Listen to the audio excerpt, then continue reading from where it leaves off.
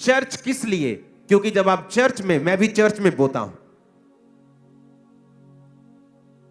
आपका चर्च ये होगा, मेरा अलग होगा।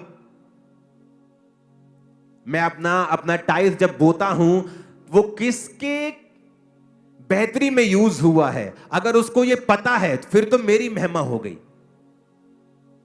पर जब आप चर्च में बोते हैं, आपको नहीं पता आज आपका टाइथ किसी विडो के लिए जा रहा है, क्योंकि आप जानते हो इस चर्च में आप जब बोते हो तो मैं तनख्वाह में नहीं हूं, आपका पैसा मेरे पास नहीं आता है। आपकी ऑफरिंग को देखे मुझे सालों हो गए हैं, सालों, ईयर्स।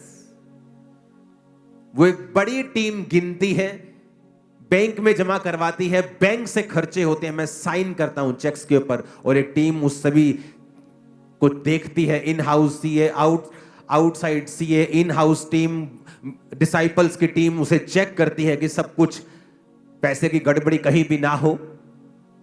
आपको नहीं पता, मुझे नहीं पता मेरा पैसा किस भले काम के लिए लगा, और वही गुप्त है, इसीलिए आप फल पा रहे हो। लेकिन जब आप इंटरनेट पे चले जाते हो और आप अपनी सारी जो भी आप करते हो उसे इंटरनेट पे डालते हो, क्या करता है शैतान? अगर वो देखता है कि एक विश्वासी अमीर है, वो ये कोशिश करेगा कि उसको बोले कि तू अपनी चैरिटी कर, तू खुद इंटरनेट के ऊपर आ, ताकि लोग, क्योंकि जब लोग ऐसा काम करते हैं तो आपको गुड फील होता है। Every good feeling is not from God. और आपको लगता है कि लोग आपको अप्रिशिएट कर रहे हैं, लोग आपको अच्छा कह रहे हैं। नो, ये बिब्लिकल नहीं है। मैं न्यूयॉर्क में एक चर्च में था। न्यूयॉर्क टाइम्स स्क्वायर दुनिया का सबसे महंगा एरिया है, और मैं वहां पे गया, और एक वहां पे चर्च में जो हेड है वो मेरे क्रूसेड के ऊपर थे, और वहां पर जो चर्च के हेड हैं उन्होंने मुझे इनवाइट किया कि क्या आप आएंगे? मैंने कहा मैं क्यों नहीं आऊंगा। वो चर्च को जब हमने अंदर गए, हम इनवाइटेड थे, वहां हमने देखा तो वो चर्च के बारे में बताया कि आज उस जो चर्च की वैल्यू है वो 900 करोड़ रुपए है। और आप इमेजिन करो, जिस चर्च को खरीदा गया वो एक पोर्नोग्राफिक थिएटर था। वहां गंदे काम होते थे, लाइव नंगी लड़कियां वहां पे नाचती थी। और एक यहूदी बिजनेसमैन आया और उसने कहा मैं ये थिएटर को खरीदना चाहता हूं, और उस थिएटर को उसने करोड़ों में, करोड़ों नहीं, खरब अरबों में खरीदा, एक चर्च को दान दिया, और सब गंदा काम एक दिन में बंद करवा दिया। और सुनो मेरी बात, आज तक उसकी फोटो नहीं पता कि वो व्यक्ति कौन है, वो कौन है। उस पास्टर ने मुझे बताया कि थोड़े दिन पहले यहां पे लोग आए थे और उन्होंने इस चर्च की वैल्यू को बताया कि हम आपको 800-900 करोड़ रुपए देने के लिए तैयार हैं। 900 करोड़, आप इस चर्च को छोड़ दो। जब वो चर्च थिएटर से चर्च में कन्वर्टेड हुई तो वहां पर फिर लॉ बना दिया गया कि अब कोई भी चर्च नहीं बनेगी थिएटर से। वो इतना बड़ा मुद्दा वहां पे बन गया था। वो आज टाइम्स स्क्वायर की ओनली चर्च है जो हर टाइम ओवर भरी रहती है, क्योंकि टाइम्स स्क्वायर में हर जगह जाने के लिए आपको डॉलर्स लगते हैं आपको, लेकिन वो चर्च फ्री सर्विस, जब कहती है फ्री सर्विस, लोग बहुत आते हैं वहां चर्च में वचन को सुनने के लिए। कितने मेरी बात को समझ रहे हैं? और आज तक उसका डोनर कौन है किसी को पता नहीं, कहीं उसकी फोटो नहीं लगी।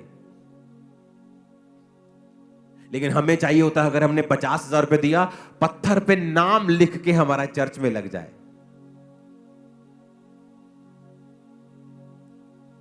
कितने मेरी बात को समझ रहे हैं? क्राइस्ट ने हमें अलग तरह से बुलाया है। ये देखो चर्च आ गई सामने।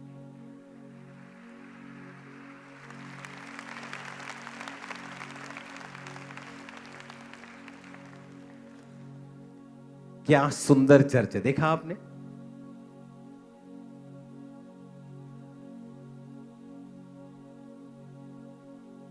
ये वो हॉल है जहां हम गए थे। इसके आसपास ऊपर नीचे बहुत से हॉल्स, बहुत से ऑफिसेज, बहुत सी इसमें और भी चीजें हैं इस हॉल में, वेरी ब्यूटीफुल, बहुत शानदार, जबरदस्त।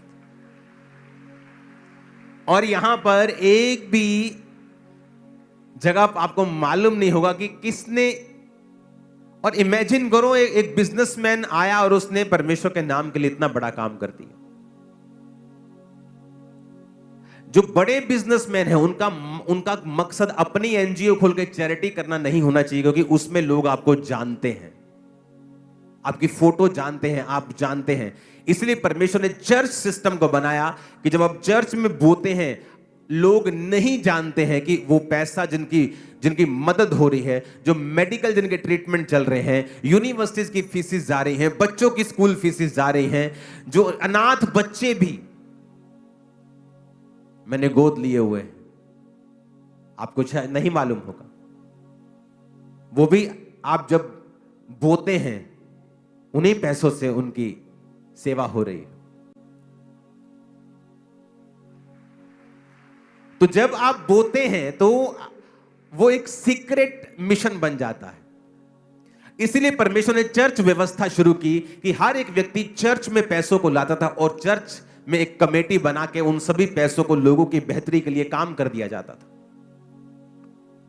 तो आज इस चीज से बच के रहना है। अगर आप फाइनेंशियली ब्लेस्ड हैं, मेक श्योर कि चर्च के बड़े से बड़े कामों के लिए आप आगे होने चाहिए।